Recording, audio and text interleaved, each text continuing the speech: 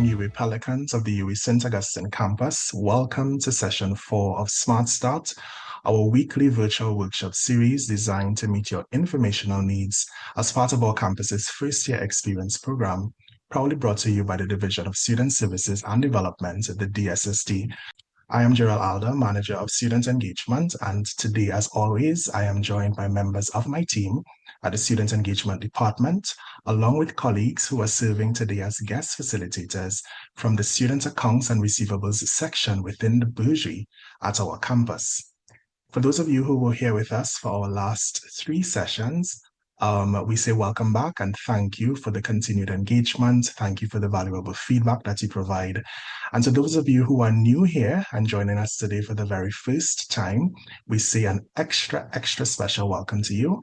We are truly honored that you have chosen us at the UWI St. Augustine campus for your university experience. And through our campus's first year experience program, or FYE, we are indeed committed to ensuring that you transition successfully to your first year of study with us and beyond. So, at our last Smart Start session, we explored financial planning basics for university life, and we discussed with you financial priorities as a first-year student, the importance of early budgeting and financial planning, as well as the scholarships and bursary opportunities available to you on campus as a new student.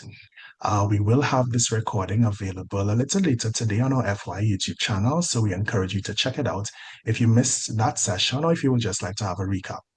In today's session, we will discuss with you fees and payments. And let me tell you, this is a very, very important aspect of the registration process. So I'm very happy that you are all here today to get this information live from the experts themselves.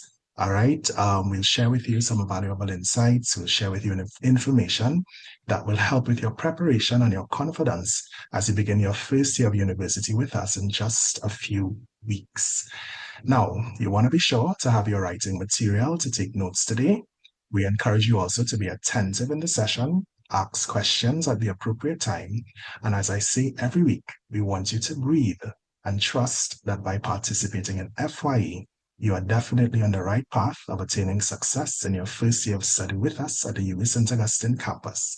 So now that I've shared some information with you and outlined what you can expect today, it is my pleasure to invite Ms. Cora Howard. She is Accounting Supervisor in the Student Accounts section at our Bursary, and she's here today with the rest of the team at Student Accounts, and it's my pleasure to invite her at this time to take you through this first segment. So Ms. Howard, and I'm handing over to you. Thank you, Mr. Alder. All right, so as Mr. Alder said, my name is Cora Howard. I'm one of the accounting supervisors in this section, and we say a warm welcome to the first year experience. To the new students from the Bursary team, I have 4 members with me from the Bursary team, about 21 of us in this section. And today we are representing Mrs. Carolyn Gooding, who is the Senior Financial Manager, who could not be here, and she extends her apologies, and Mrs. Gayatri Narindath Maharaj, who is also one of the financial managers. So we're going to get right into it. Like it was said prior, we are looking at fees, payments, and all that you need to know. There's going to be a lot of information, but I assure you that everything that I'm going to speak about today could be found on our Bursary website. So that is something that I want to ask my colleague to put the link in the chat for you. When you scroll to the bottom of the homepage, there's an icon that says for students. So all pertinent information for our new students could be found there. So let's start first with fees. So you've enrolled, you're registered to start, you're going to register for your courses soon. There are fees that you're going to be liable for. And what you want to be aware of is that you'll have compulsory fees to pay, tuition fees, hall fees is optional if you're staying on hall. And we have something called FeePay enrollment fee that some of you may be aware of or not, but we're going to discuss these things today. So for compulsory fees, important to note that these fees are due every year. So once you've registered for the year, you're going to incur these fees. But you'll notice that we have ID card is first issue only, so you only pay that one time. Of course, if you have lost your ID card and you need to pay for replacement, that will be an additional cost, right? You also have caution money that you pay only in the year of entry, and that is $500. And for now, it's refundable once you have completed your program and you have no outstanding fees.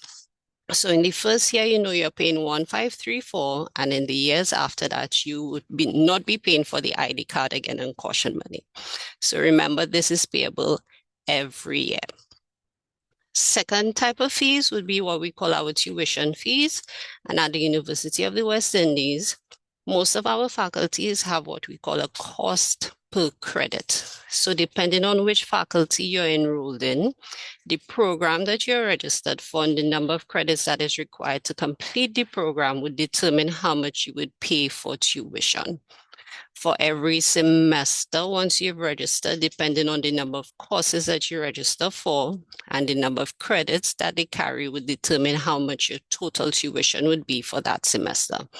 So Faculty of Food and Agriculture is $350 per credit, FST, the same as FFA, and Humanities and Education, SOCI, Faculty of Law, Engineering, you would see the details of what the cost per credit is. Faculty of Medical Sciences and Academy of Sports, is what we refer to as self-finance, where they have a fixed fee that you pay once you're registered for that semester. So I have links here as well. I'll ask my colleague to also put in the chat of our financial information booklet where you could find more details regarding the faculty and the cost that we have just looked at here. So the third type of fees that we will look at is halls of residence. Of course, like I said, it only applies to you if you've decided to stay on hall, and we have 4 halls available. Joyce Gibson Innes Hall, which is mainly for med-sci students, Canada Hall, Sir Arthur Lewis Hall, and Freedom Hall. These fees are paid at the beginning of each semester or monthly, right? I want to put a plug in here as well to state that you may be staying on hall and realize that the fees have not yet been billed to your account. Every student, once you've registered, you have what we call a student account that would show you any costs that you've incurred during your time here, relating to your tuition, compulsory, and so forth, right? So if you're staying on hall, you would incur hall fees, but just be mindful that you may not notice that billing going on immediately.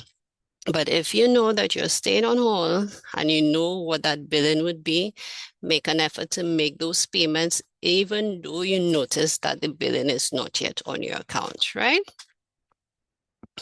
So I want to go into FeePay. So remember, we looked at 4 types of cost. We look at compulsory fees, tuition fees, hall fees, and then the final one was FeePay enrollment fee.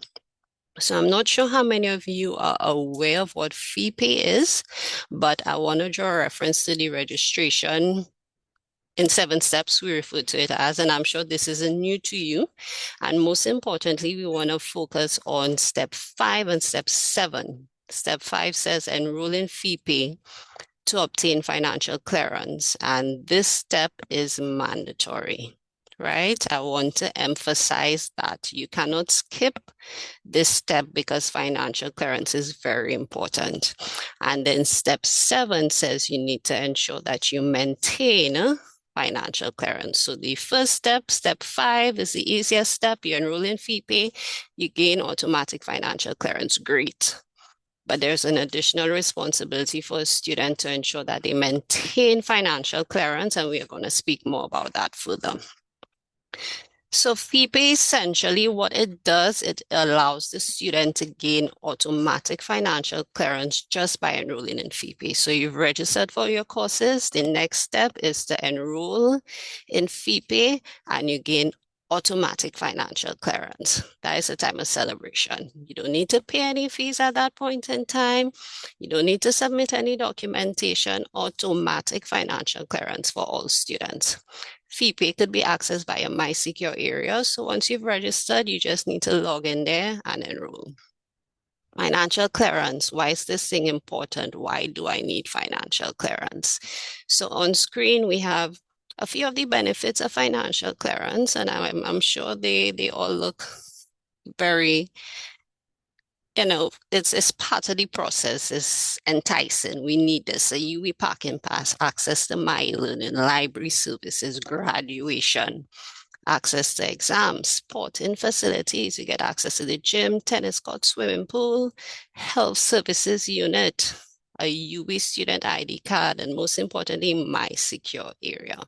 So we could tell that financial clearance is something that all students must have. And how did I say that we get that? By simply just enrolling in FeePay. So most importantly, once you enroll in FeePay, remember I spoke about earlier FeePay enrollment fee, which is $35. There's an administrative cost linked to that, which is $35, which is a cost that all students would be required to pay because all students must enroll in FeePay. A second benefit of FeePay is that it allows a student to pay in installments, so you don't have to pay all your fees up front. So in your first semester and your second semester, you get 3 installments. Most times it's at the end of the month. So in semester 1, we are looking at August, September, October. And in semester 2, we are looking at January, February, March. It may vary, so you want to refer to our fee booklet to confirm the deadline dates. However, once you enroll in FeePay, like I said, it also works as a payment plan. So you would get an agreement that states this is what your first installment would be, this is what your second installment would be, and the due date.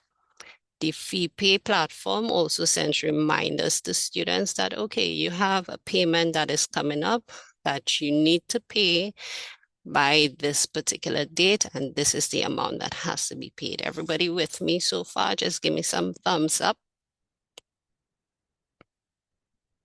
Yes, great. I see those thumbs. Thank you.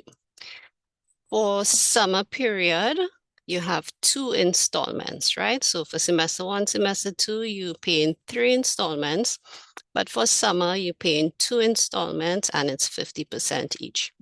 On the screen, most importantly, you'll notice that we have 2 types of payment plans, what we call for a sponsored student and a non-sponsored student. Sponsored students are students that we refer to who are gate funded or GRTT bursary recipient or scholarship or funded by the government otherwise, right? So you'd be considered a sponsored student. The benefit of a sponsored student is that you pay 15% for your first 2 installments, and your final installment would be 70%. And why it's designed that way is, for example, for a GATE-funded student, once you've applied for GATE, we kind of allowing enough time for you to get your means rate confirmed. So we are basically saying that you would pay just about 15%, which is your compulsory fees, and the larger part of your portion of fees, which may end up possibly being nothing for you to pay, depending on what your means rate is, would be the larger portion. If you're non-sponsored, you self-finance, you're paying for your own fees, you're paying 40% for your first installment, and 30 for the second and the third. And like I said, the FeePay platform would calculate that for you. So you don't need to calculate it. All you need to do is register, enroll in FeePay, and the system would calculate these are what your fees are. So on the screen are the steps for you to enroll in FeePay is via My Secure Area.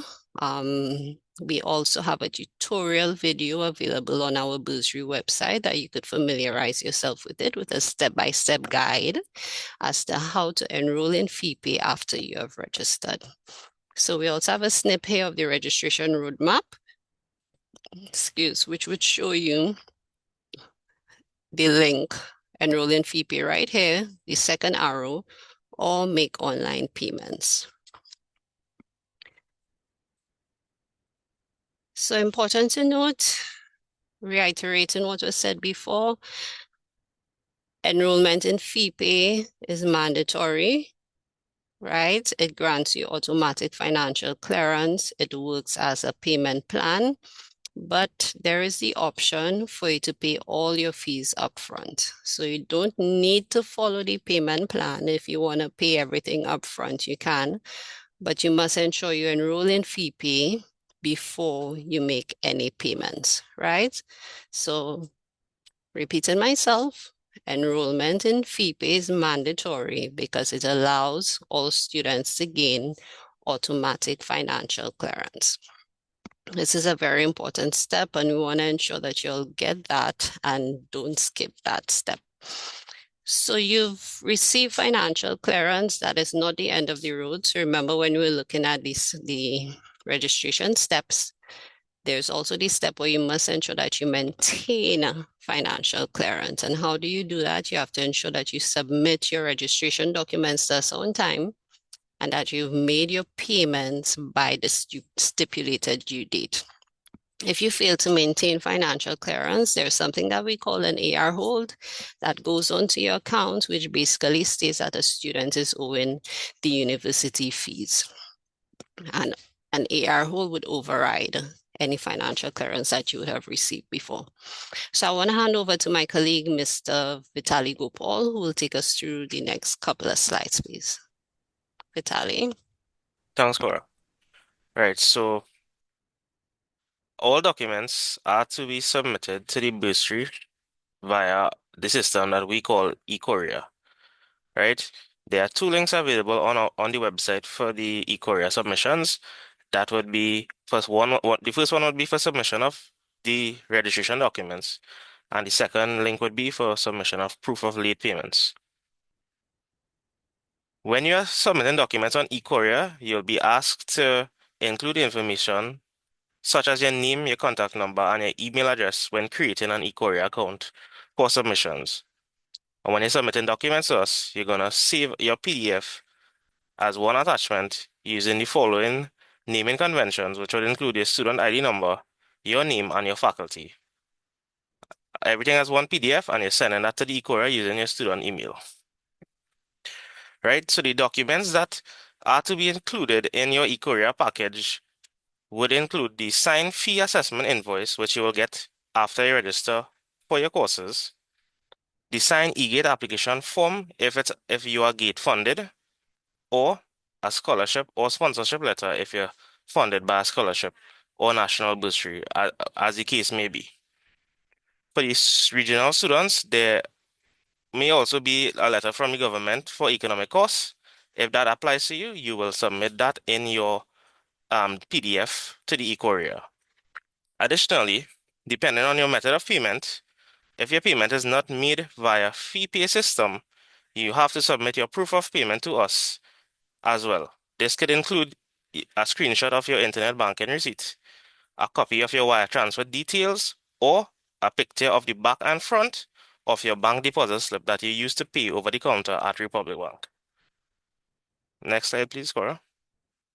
So this is an example of the signed fee assessment invoice that all students are required to submit to the bursary every semester.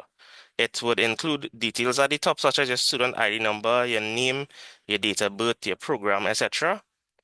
In the middle of the document, you will see a listing of the courses that you're pursuing or that you're registered for that particular semester, and a listing of all the compulsory fees and all the tuition fees as well. You need to ensure to sign the document on the line provided at the student agreement and also date it. This is essential, and this document must be submitted every semester along with the other documents such as the GATE document or the scholarship document and the proof of payments where applicable. This is an example of the GATE application that would be available to the students. If you go onto the GATE website and you apply for the GATE application, if you click view or print the application, this is the document that the student will be able to access. Students are required to sign the top right-hand corner of it and submit it along with their signed fee sheet in one PDF to the eCourier website for processing of the GATE documents. And you need to also apply for GATE every semester. That's very important.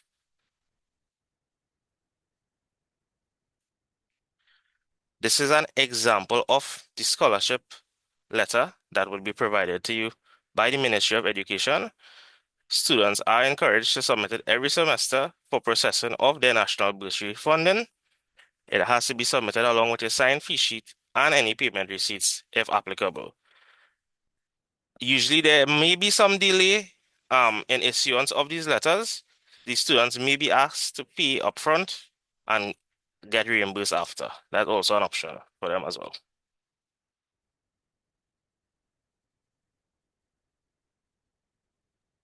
All right, thank you very much, Vitali. So we are going to look a little bit into financing your degree. I'm not going to go into too much detail about these, but just so you're aware, you have the option to finance your degree via GATE, help loans, bursaries, and scholarships. Or, of course, you could be self-funded, meaning that you're paying for your fees on your own.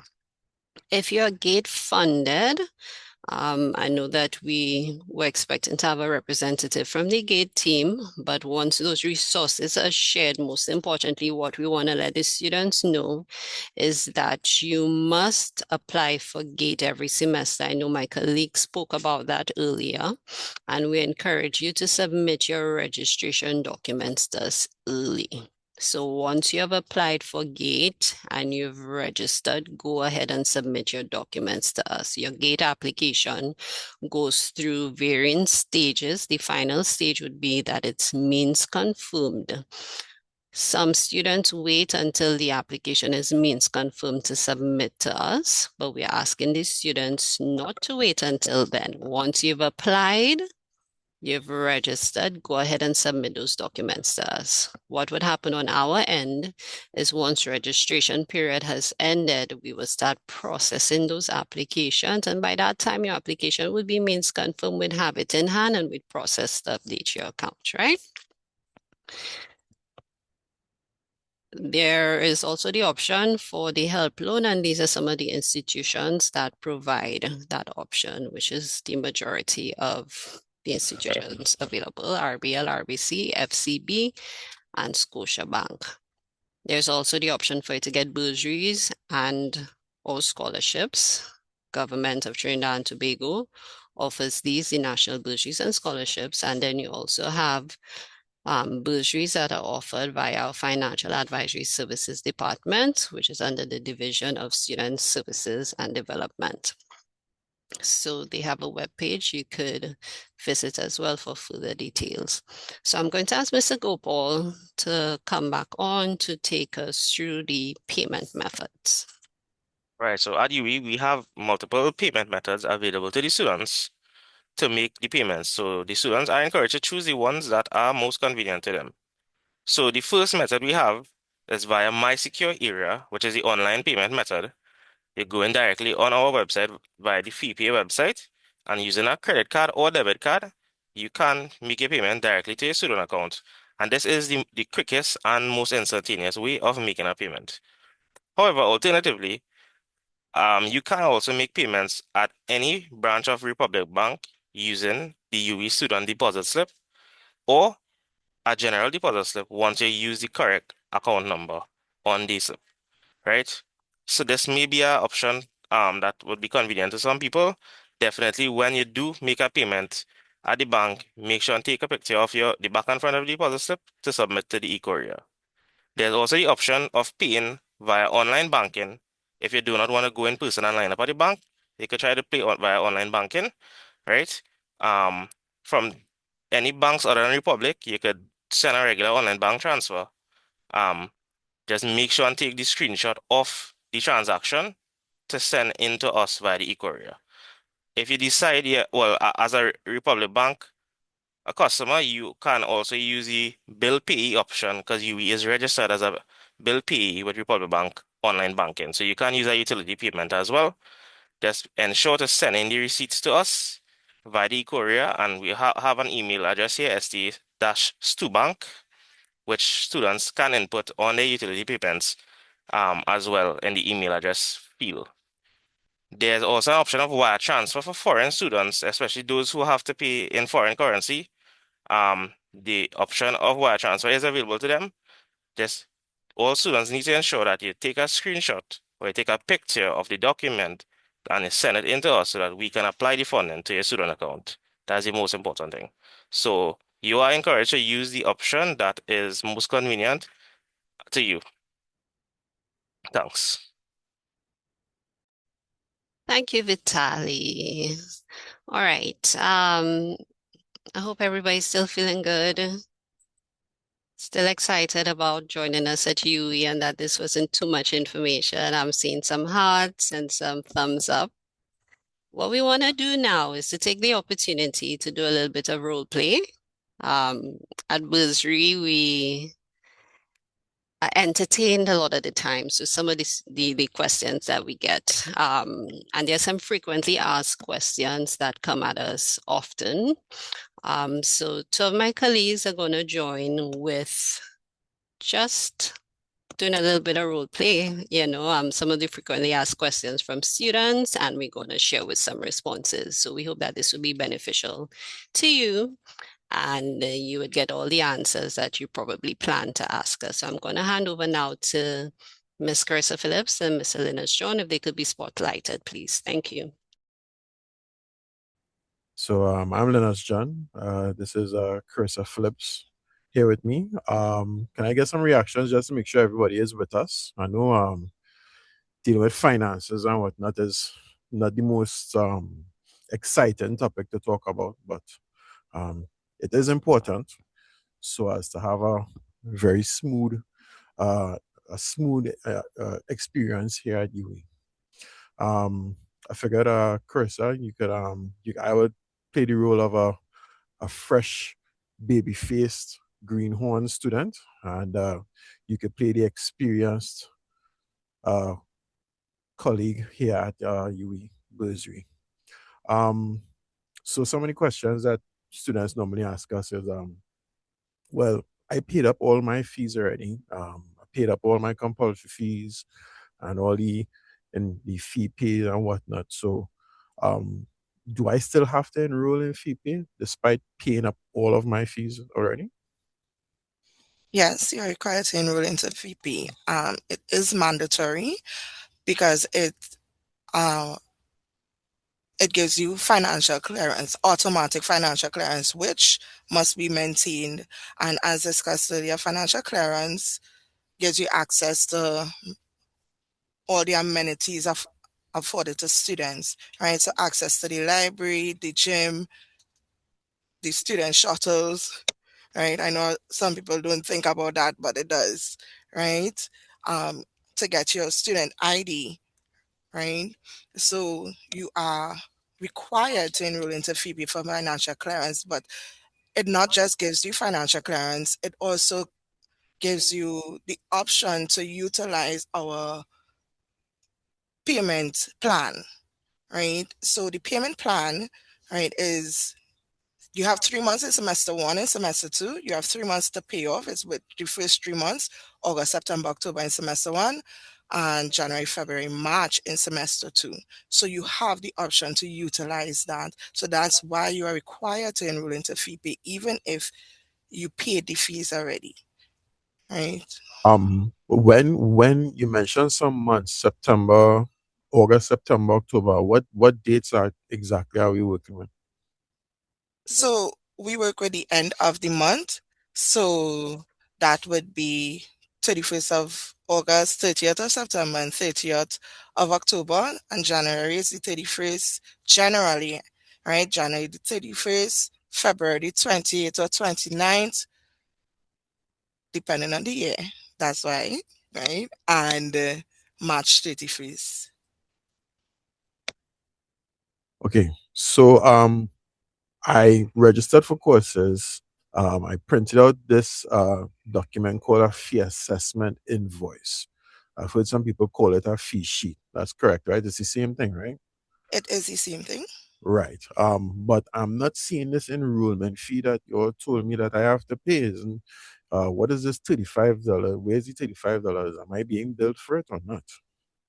Right. So the $35 is the enrollment fee, but it is an administrative fee, right? So it's billed directly to your account, right? So you would not see it on your fee sheet, but you would see it when you enroll into FeePay. Okay, so I got the fee sheet, like I mentioned. I paid the fees. I submitted all my documents, like what the Mr. Vitali had mentioned all the way back then. But my account isn't updated as yet. Um, can I get an update on that? Okay, are you gate funded? Yes. Good. So our gate funding students, we wait until the registration process is closed, right? So that we can begin updating your account, right? So you first have to be means confirmed. You first have to submit your documents. So once you submit your documents, you submit it correctly, right? And we have your documents. Once the registration period is closed, we begin the process of processing your documents. And once your means confirmed, then you would start seeing the payment generated onto your account, right? If you don't see it yet, most times it's because the registration period hasn't closed or it has not been means confirmed yet. But I assure you, once we have your documents, it would be updated. Oh, great. Speaking about documents, I paid fees, like I had mentioned before. I made sure everything was all covered. But I'm not seeing that updated on the fee sheet. You know what that is about? Okay, so the free sheet is an invoice, right? So it tells you what it is you would be required to pay. So the fee sheet is not going to update every time. You're not going to update to say that you paid something, right? If you want to see what you have paid before, you can always access it through your student account. You would see what was billed and what was paid, right? But you would not see that because it's an invoice. Okay, cool. So talking about being paid, I just got this email from Gate, and it said that my documents was verified, and I have to visit my institution to sign. Do I have to come into y'all? Do I have to go to the faculty? What do I do now? No, so you are not required to come into us. Once we are updating your account, right, you would see verified, you would get an email stating that your account has been verified, right, by Gate. We ask you to sign before you submit, right? That's the reason why we ask you to sign the top right-hand corner of your Gate application, right, so that you wouldn't have to come in, right? We assure you it has all been done already, and we're just going through the required process, right? So no further action has to be taken by you. Okay, talking about signing, it says here I have to sign some part of the fee sheet. Why do I have to sign there? And can I just sign anywhere? Anyway, so this No. is my signature.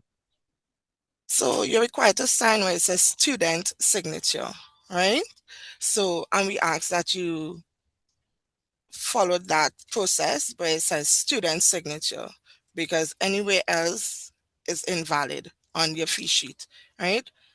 As we said, the Gate application top right hand corner, right? Some persons sign anywhere on the Gate application, but due to the agreement, right, you have to sign where it says student signature.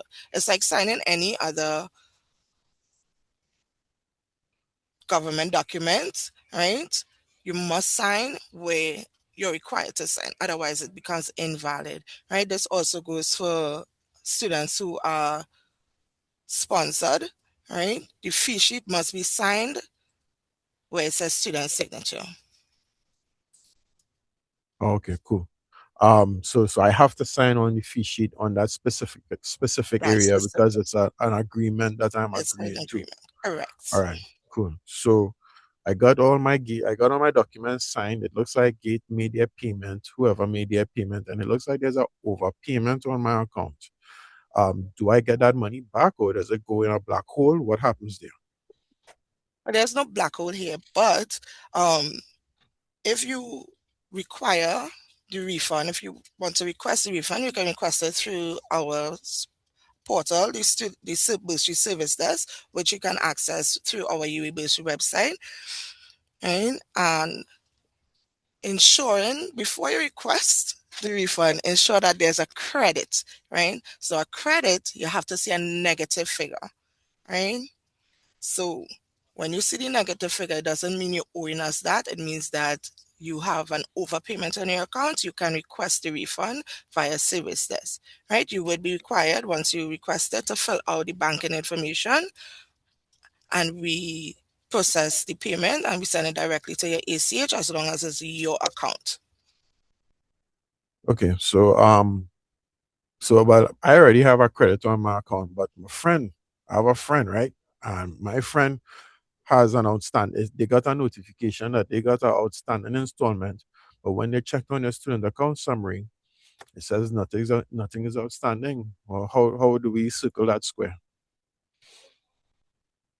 So just repeat, your friend has, Oh yes, my friend got a notification of an outstanding installment, but when they check on your student account summary, it shows that nothing is outstanding. So what do we do? Who do we follow? okay, so most likely that would have been generated when the person had an outstanding amount, right? However, I do want to let you know that we don't give information to other students about any other students, right? Of But course.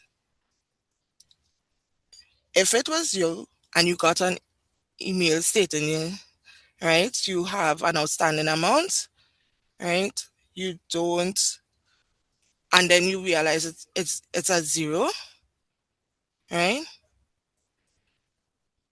Then you can come into us, or it is that you pay the payment after it is we sent you the notification, right? But as I said, we do not give information about any other students. Nice, fine.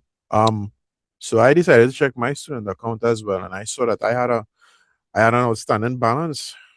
I make the payment, and now the balance doubled. I had $35 outstanding. I paid the $35 again, and now it says 70.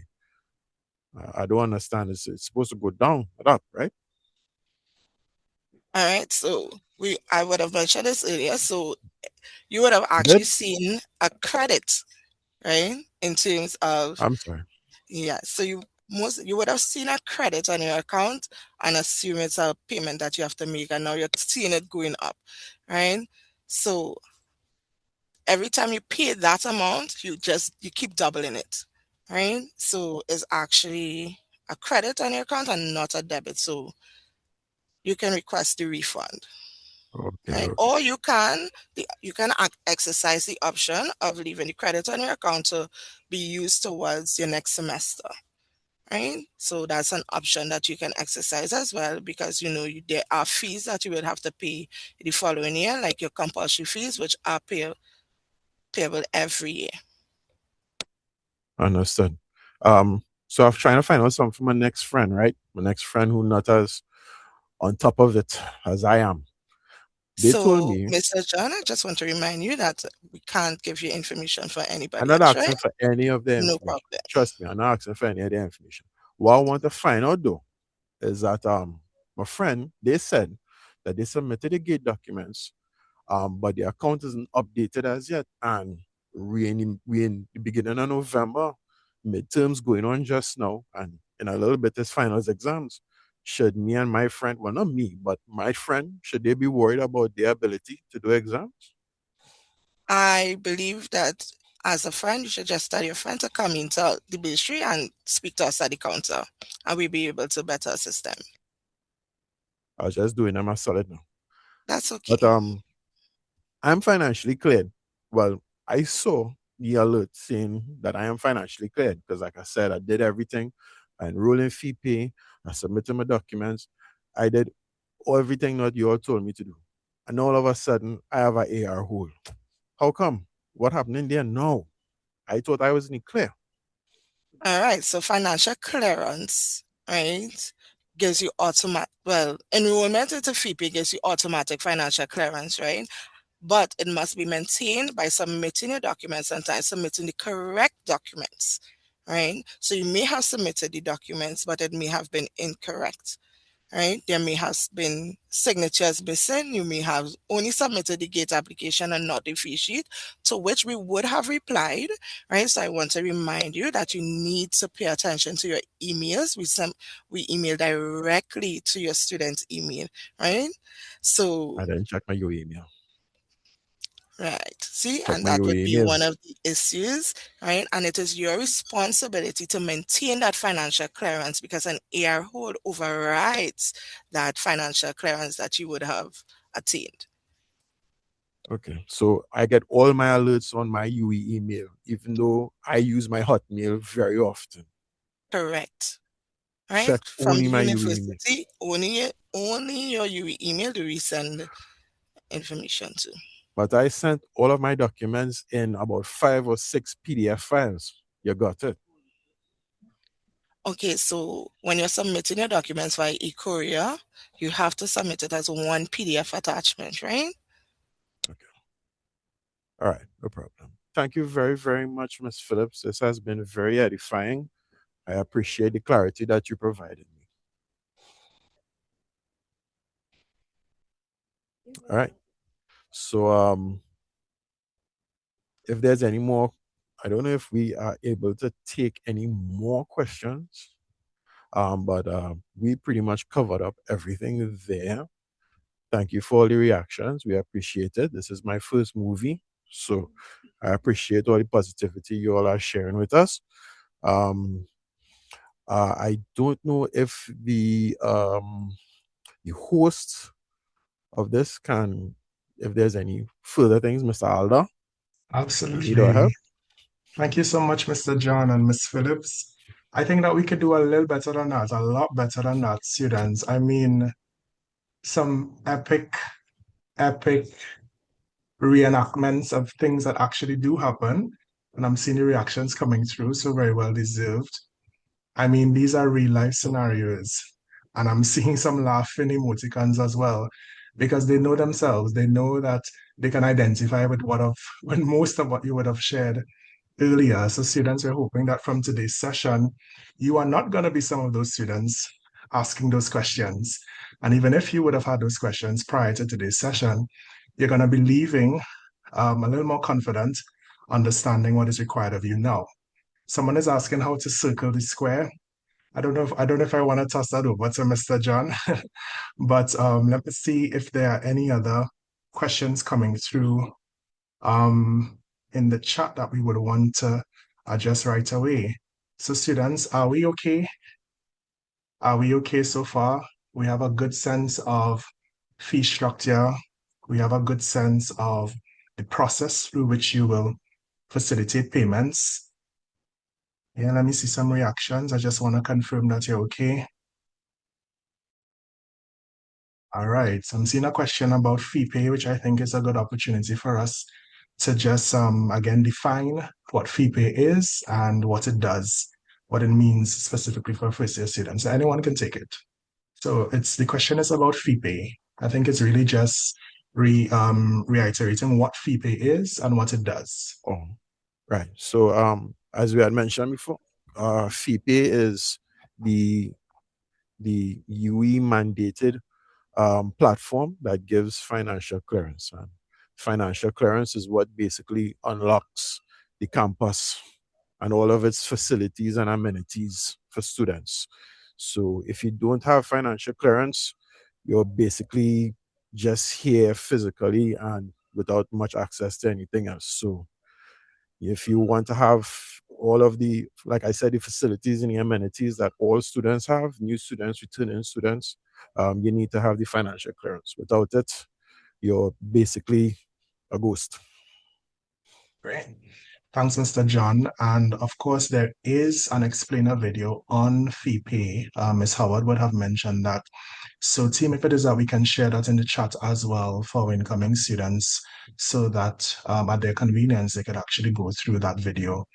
Mr. John or Ms. Phillips, either one of you can take this one. Someone is asking if you can just go over once more the documents needed for e-courier. Well, I believe it would have been Mr. Gopal that spoke on that. So either one of you can address that. So the question is, can you list the needed documents for e-courier again, please? Sure. So to begin, always the sign fee sheet, which you will get on our MySecure area website after you have registered for the courses for that particular semester. All right. Thank you, Mr. Gopal. Hold on, Gerald. I'm not finished yet. I think my Oh, Zoom sure. just My apologies. is freezing up right now. So I'm gonna continue talking even cell phone. Hang Sure, you on, could go right? ahead. So yeah, so to begin with the fee sheet is mandatory for all students. Afterwards, it will either be the GATE document if you are a GATE funded student, or the scholarship letter from the government if you're funded by scholarship, or any other forms of scholarship or sponsorships. You have to submit the documents, and also your payment receipts should be included in the e-courier packaging, so that we can update your account with the GATE funding and the payment receipts as necessary. Everything must be submitted as one PDF, as Linus, John, and Carissa mentioned before as well, right? Thank you, Mr. Gopal, and colleagues. I'm seeing some other questions coming through in the chat, some that are case specific, which is expected, but I know Ms. Bazio is on as well, responding to some of those questions in the chat. And yes, I know the questions are coming in quickly. So students, I'll allow or give our colleagues at the student accounts an opportunity to respond to some of the questions as best as they can. But I'll ask them to just once again go over the contact information and the different ways in which you can contact the student accounts team even after today's session has ended. So Ms. Howard, would you want to take that, or would someone else from the team provide that information? Sure, Gerald. So a student could visit us at the Lloyd Brafford building, ground floor. Alternatively, if you're sending an email to us, it needs to be via our Bursary service desk. I'll ask Ms. Bazio to put it in the chat as well. It's a jot form, and basically you're submitting your query to us. Any one of us would be able to access it. We'll also put the link, which is on our Bursary website, that has the contact numbers, is 6622002, and a list of all the extension numbers for some of our staff members. Wonderful. Thank you, Ms. Howard. So students, we do have limited time today, and we want you to, however, still get, the information that we do have for you. So we will pause with student accounts for now. They will continue to respond in the chat as best as they can, but I'm hoping that you've already taken note of their contact information so that you can follow up with the team directly afterward, all right? In the interest of time, I think I would want us to segue into our next segment. So students, we did mention that we will have some officials from the GATE program here with you this afternoon. Unfortunately, there was or is a power outage in the area affecting their office. However, we do have a presentation that they will be able to facilitate nonetheless. So I'm going to invite my team to cue that. This is just about 15 minutes, but definitely if it is that you access in the GATE program, you want to be sure to tune in. All right, so team, I'm inviting you at this time for us to introduce representatives from the Ministry of Tertiary Education and Skills Training who are joining us virtually as well via this next video presentation on the GATE program. So over to you, team. Thank you, Mr. Alda. Good afternoon, everyone. Welcome, new students. My name is Dion Melville. I am an investigating officer here at the Funding and Grants Administration Division.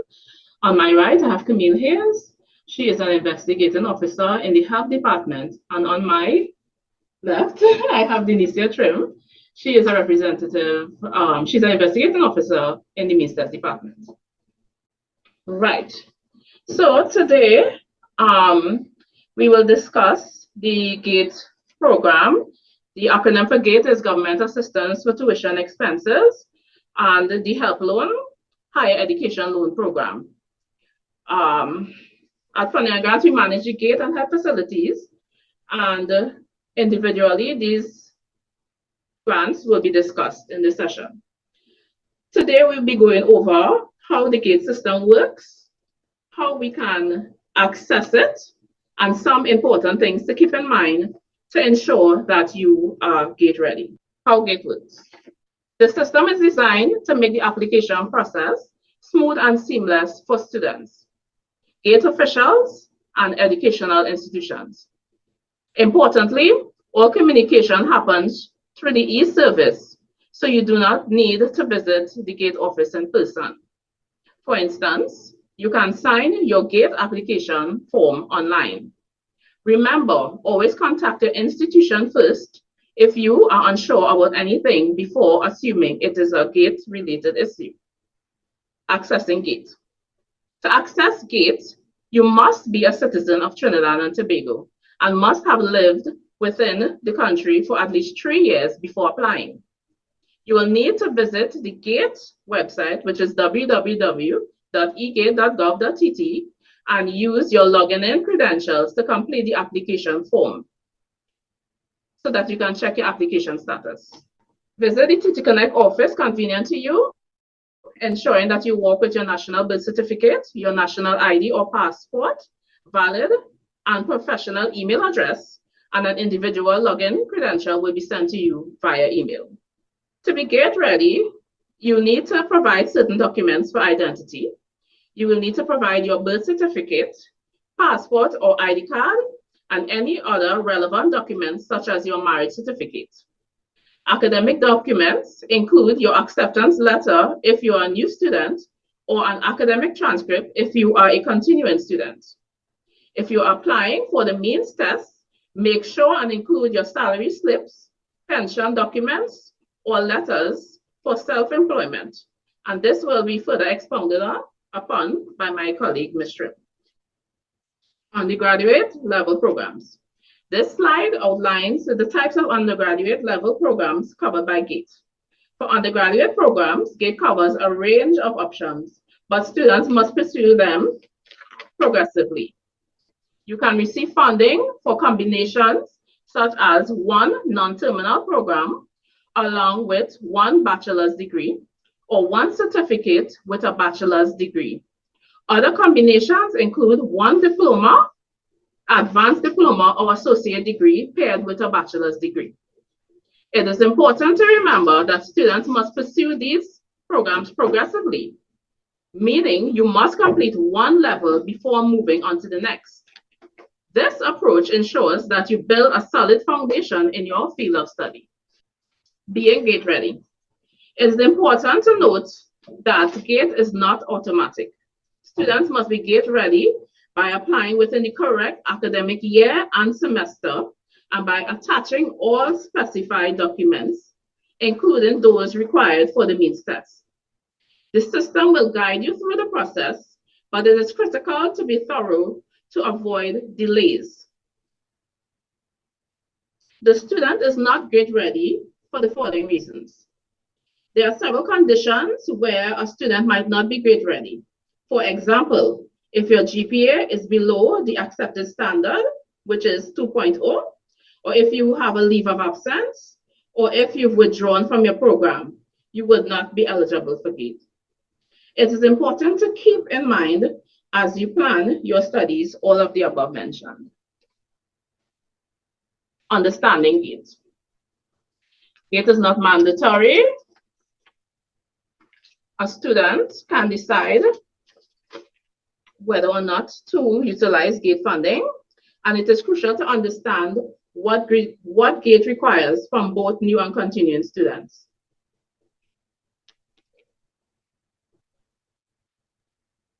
Remember that using GATE is your personal choice. You and your family can decide not to use it if it is your preference, and you can consider transferring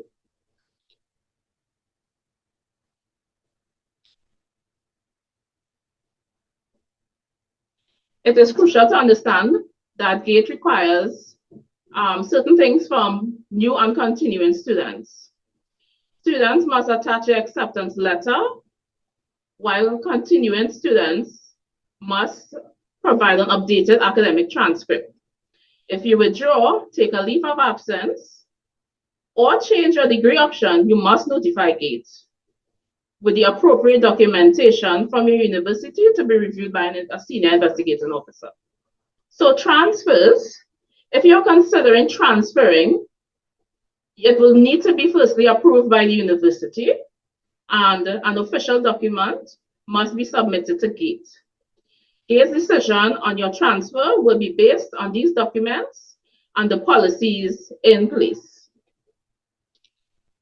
The GATE application.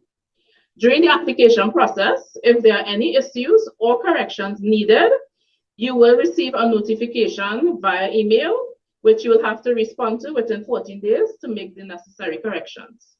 If you do not, your application may be canceled. And once your application is processed, make sure that you keep GATE as a contact in your email so that you do not miss any pertinent information or updates on your status. Important notes for the student. Finally, there are some important notes to keep in mind. GATE does not place holds on your account. That is the university's responsibility. Also, GATE pays approved paid tuition fees based on your means test rate. So as any issues with fees should be directed to the university's bursary. And most importantly, if your cumulative GPA drops too low, you will not be eligible for GATE. So keep an eye on your academic performance. As I mentioned before, the present GPA requirement at your university is 2.0 and above. We'll now hand over to my colleague, Ms. Denicia Trim, who will now speak on means testing. Hi, good afternoon all. I'm Denicia Trim. I am an investment officer for the means test division. So what is means? Means can be defined as several things. So firstly, means is an assessment of the family or independent individuals to contribute financially to the cost of tertiary education. So a grant, an annual grant can be, So grant annually and can change each year based on household income. For example, you may get 100% year one and then your finances change and you get 75% because you have an increase in financial income more. So therefore you get a different rate. So each year we calculate the means test rate. Students are encouraged to provide all relevant documents for review. Household. Refer to all persons living within the household / household members. For example, parents, aunts, uncle, grandparents, etc. living within the household. Household income refers to all sources of income in the household. For example, your monthly salary, payslip, pension, NIS, allowances, disability grants, and this income coming in the household, so that's part of the household income. Students are strongly advised to be carefully read the FAQ section before completing the GATE application to make sure you have all the right information before you submit your application. Okay, so if you don't submit all the information, or if we are doing a further investigation, we send a means test query email with additional information required from the students. The student is given 14 days to respond. Failure to respond will result in a sanction of 50% means rate for incomplete applications. So if you don't respond to your query in time, you are rated 50% by the system because you did not complete the query. Students who are sanctioned with 50% means test rate will be required to pay the remaining 50% of the annual tuition fee to the institution. So if you do not submit, you get 50% funding, that's the entire academic year. Okay, so emails. Students are therefore encouraged to make regular checks to their inbox, junk, spam to ensure timely receipt of the means query notification and avoid sanction of 50% means test rate. So always check your emails. Junk, spam, make sure. GATE always respond to students via email. So please check your emails. Who is eligible for GATE? Okay, the household income levels are where the household income is 10,000 per month or less. Students are eligible for 100% tuition fees. When the household income is 10,000 per month or less than 30,000, student is eligible for 75% of tuition fees. If the household is 30,000 per month or less than 75,000, you are eligible for 50% tuition fees. And if the household income is 75,000 per month or above, student is not eligible for gate funding, 0%. So this is very important to take note of, the percentage of the household income. So that will be it for the main section. Remember to follow all information, follow all questions, make sure they do the right way, and always check your email. Now we will have Ms. Camille Hayes from the Health Loan Department.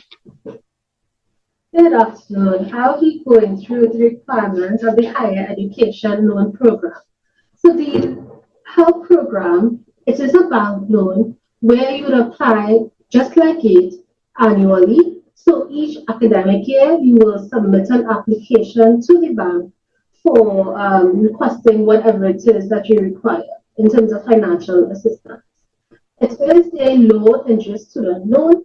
This is where the government takes care of 4% of the interest rate on your behalf. So whenever it is that you need to repay the loan, you will be paying at 4% less. Your program must be approved. The requirements for help is that you must be, like it, a citizen of Trinidad and Tobago, resident in the country for 3 continuous years before applying, and you must be between the ages of 18 and 50. As is indicated before in the UE presentation, you can apply at any of the 4 major banks: Republic Bank, the UE branch only, RBC, the St. Augustine branch only, FCB, or Scotiabank. You can access the application. You can go directly into the bank for the application form, or you can visit the ministry website where you can download the application and submit all of the required documents. The documents that you will find that will be written in italics on the application will be copies of your birth certificate, national ID or passport, your acceptance letter as your new students. This will be indicating that you're year 1, your academic transcript for continuing students, the payslips for all members of the household, a utility bill. This is just to verify address.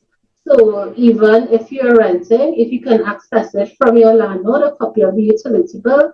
If it's not in your name, you just sign a letter of authorization so that the person is aware that you'll be using the utility bill. 2 references along with the help application form, and you're dropping it in directly to a bank of your choice. What does help cover?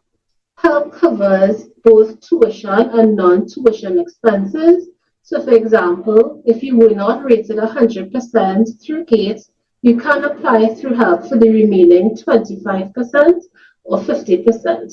You can also apply for books, traveling if you're not near to the institution, accommodation if you are renting to be closer to the institution, caution fees or any admin fees, and for anything related directly to your program. So if you're a medical student, you can apply for your kit, scrubs, and things like that. There's also a form of means testing done on every help application. So not because you apply for a certain amount, that does not necessarily mean that you will be granted that amount. So because you're in UE St. Augustine, you can apply for up to a maximum of 35,000 each academic year.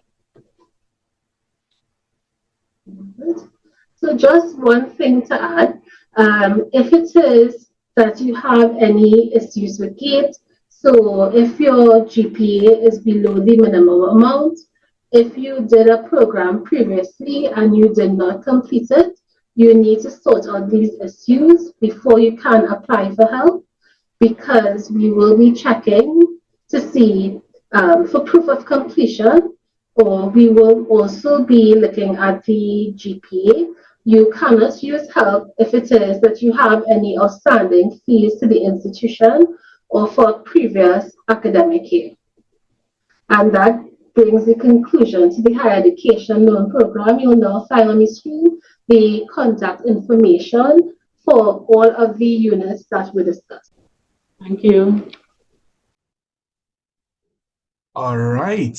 So we want to thank the team at the Ministry of Tertiary Education and Skills Training. As much as they were not able to be here with us live, we do want to thank them for taking the time to prepare this presentation and sharing it with you. I'm hoping that for all of you accessing GATE that you have taken note of what is required of you. I want to thank the Student Accounts team as well, who was really just responding to those questions, those queries coming in, to say thank you so very much for sharing that information with our students and responding to their concerns. All right, I'm seeing some love and thumbs up coming through the chat. So I think that that's indication that you are appreciative of having this information. And I think the key thing here is for you to act now on the information that's available to you, not just GATE, but even the payment process and all things fees that would have been shared with you earlier today. All right, so we are winding down, but of course we do have a few things left to get done before we wrap. And so I want to invite my team member, Mr. Patty, to take us through this next segment. And then we will share with you some key bits of information as we progress into next week, all right, which will bring us even closer to the start of the new academic year. So, Mr. Patty, I'm handing over to you. Thank you very much, Mr. Alder. And echoing your sentiments once again, students, I know fees may seem like a daunting task, definitely, but just remember to absorb all the information that was given. All the material you need is already here and available to you. So don't feel too pressured. Just go through the process as normal, and you'll find out that, sooner or later, it becomes routine and it's easier than you thought it may have been. So on another note, something very different, I'm going to share my screen and introduce you all to something very new at our university. We know wayfinding can definitely be a challenge at the university, especially if you have never been to campus and you're coming for the first time. So we want to introduce you to a new digital map of the University of the West Indies. It's interactive, and as you zoom in, you'll notice that there are different locations all labeled. And you could also see as you zoom in further on buildings that you might be seeing classes and room numbers. Very important, and it'll come in handy as you start your university life and you realize it. And this will be shared with you all subsequently, and we would love for you all to interact with it because it is new, it is in progress, it's in development by our campus IT team and our marketing and communications department. We're very thankful for them for it. So this will definitely help you navigate your university life. Allow me to zoom in here. This is the JFK lecture area as well as the car park and the shuttle stop. So this is the entrance that most of you will be using on a day-to-day when you're coming to UWI. It's called South Gate. It's the gate that's off of the highway. And then North Gate is naturally on the other side of South Gate, closer to the Faculty of Food and Agriculture here. And you'll also see that most of the buildings are color-coded. So the Faculty of Food and Agriculture we have in green, Faculty of Science and Technology in yellow, Faculty of Engineering here in light blue. You'll see some red buildings, which are more offices and administrative buildings. On the right-hand side, you will see SPEC, so that's our Academy of Sport and the Faculty of Sport. You will see the Student Activity Center, where you will, I hope, spend a lot of time enjoying our campus and what there is to offer. You'll see social sciences here, as well as CLL and film. CLL is the Center for Language Learning and Film. So it's very interactive, and I encourage everybody to please utilize it, to please tinker with it, play with it, and see what feedback you can give and let us know. You will receive it in your email. Let us know how best we can improve the app. Okay, so you will not be left alone to explore and figure out the campus. You will have a guide, and I trust that everybody will use it responsibly and that it is very helpful to all of you. So at this time, I will, does anyone perhaps have any questions on the app? Maybe I could allow. If there are no questions, we could go right ahead. Yes, I think we should be okay. So, was the app made by students? It is a student-led initiative. It is a student-led initiative. So those of you who are interested in fields like this as well, those are opportunities that you may have here at the University of the West Indies. Right? So which one is FHE? That's the Faculty of Humanities and Education. Does it need Wi-Fi to use? Yes, but you can log into the campus Wi-Fi. As soon as you get on campus, your student, as a registered student, you have access to the campus Wi-Fi. Before we leave, Mr. Patty, I just want to just reiterate something to students because this is Absolutely. one of the questions we get. Please, gentle reminder that the submission, the payment plan is for submission of your payments, right, and not the documents. I know some students say they have until the 31st of October to submit their documents. It is not so. We ask that you submit your documents as early as possible, right? Late submission of documents may result in you receiving an AR hold, right?